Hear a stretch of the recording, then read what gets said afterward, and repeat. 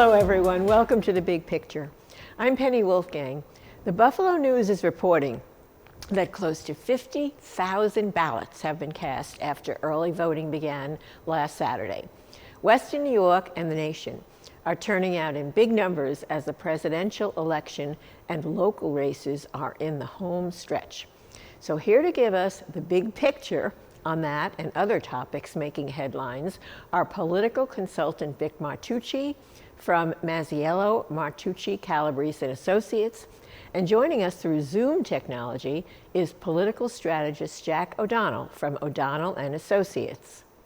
So the other major political news this week is the confirmation of Supreme Court Justice Amy Coney Barrett, which we're going to get to in a moment. But first, let me ask you, Jack, are you surprised by this incredible turnout? It really is incredible, and we're seeing it, as you mentioned, both here in Erie County and across the country. But we've seen this kind of voter enthusiasm over the last year, and in some ways, especially on the Democratic side, since January of 2017, when the president was inaugurated. We've seen people marching.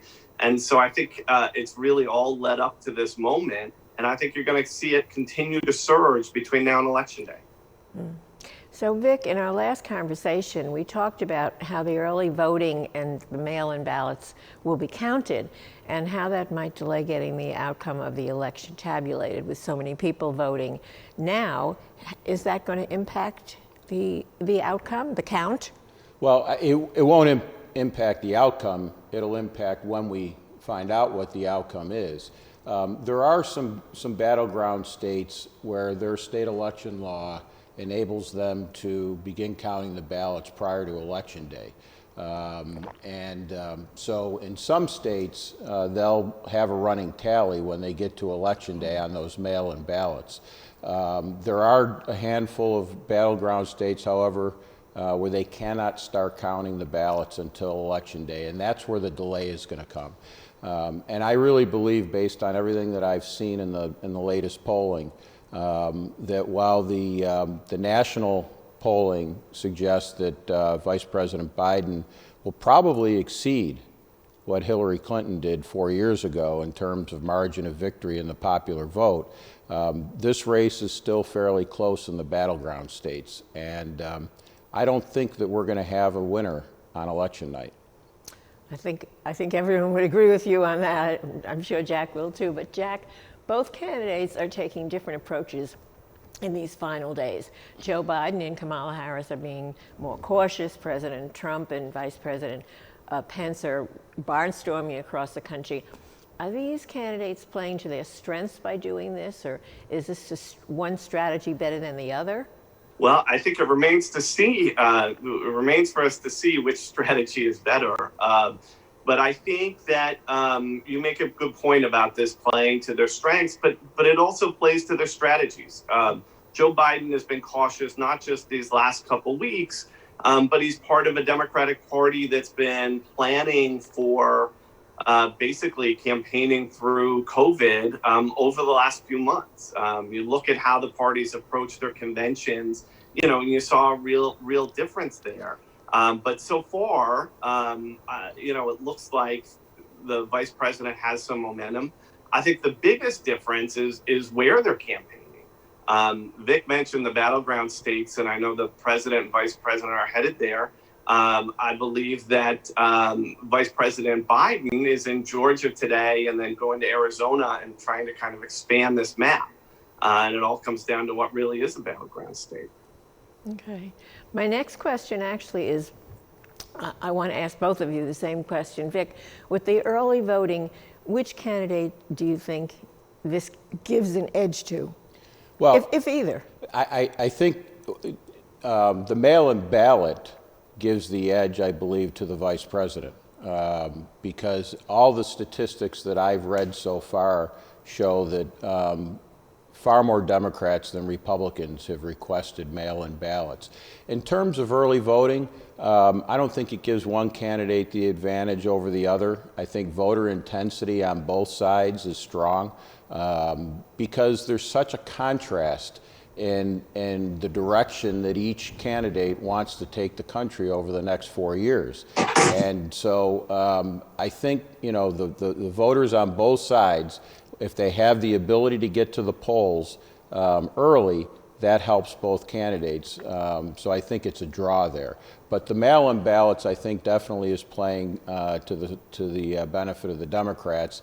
And as I mentioned to you the last time I was on, that's a self-inflicted wound, in my opinion, on the part of the president. Those are the rules. He should be tailoring his strategy to the rules rather than complaining and suggesting that there's somehow going to be fraud or that all the ballots won't be counted. And I think he's gonna regret that on Election Day.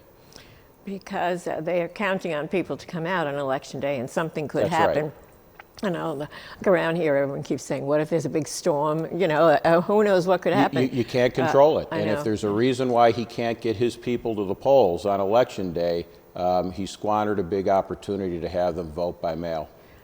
Hey, Jack, we want to ask you the same question, but I went to the polls myself on Saturday, and there were like tons and tons of people. And somebody said to me, you know, everybody online is a Democrat. You know, I think sort of Vic touched on this, and I just want to amplify it. I think it's not just that early voting could help both sides, it's how both sides have approached it. Democrats have really come to this and said, make a plan, right? Have a vote, commit to voting this way on this day and get it done, right? Not wait till Election Day. And I think while that's not an intrinsic advantage for Democrats, I think in this year, the way the Democrats and Vice President Biden have approached it, it's going to be an advantage in some of these closer races. Yeah. So what safety measures are being taken that you know of to make sure that early balloting here in Western New York is not going to be tampered with, which is what we were talking about before?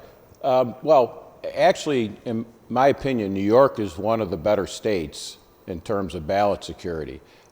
Because those ballots are delivered to the polling places in each election district, and there's 2 Democrat election inspectors and there's 2 Republican election inspectors.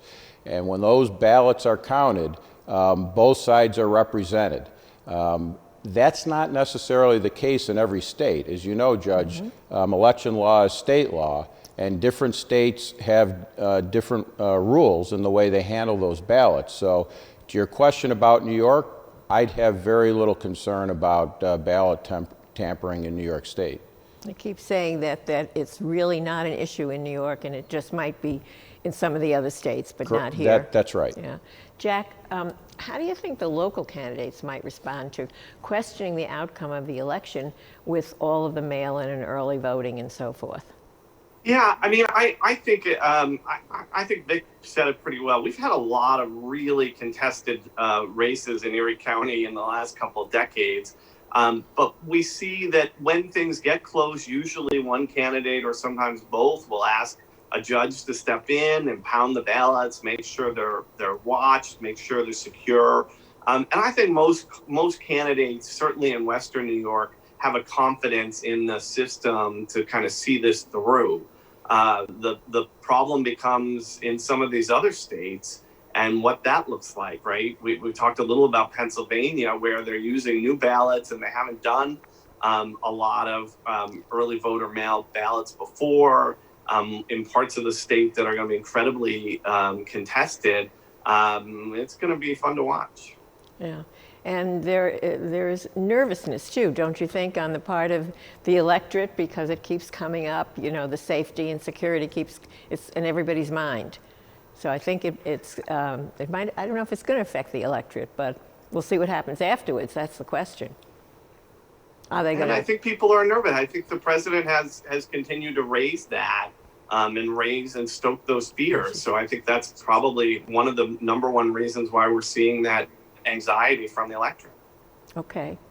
In a moment, we're going to turn our attention to the nomination of Amy Coney Barrett to the Supreme Court. But before we do, let's hear from some of the voters in our hometown who were out casting their ballots early. The Big Picture will be right back. An idea what you're here today early? I'm here early, so I don't want to wait till the last minute. Right. You know, and doing what's my right to do, vote.